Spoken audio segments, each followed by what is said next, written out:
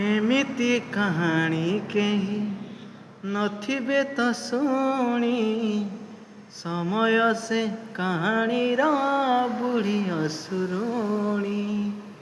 ବୁଢ଼ୀ ଅସୁରୁଣୀ ପୁଣି କରିଦେଲା ଗୁଣି ଅଲଗା ତ ହେଇଗଲେ ରାଜା ଆଉ ରାଣୀ।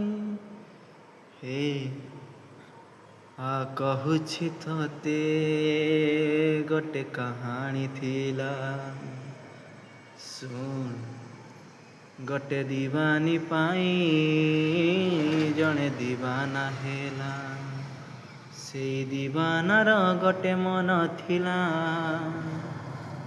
ପ୍ରେମରେ ସେ ମନ ହାରିଥିଲା। ସେଇ ହାରିବାରେ ସିଏ ଖୁସି ଥିଲା।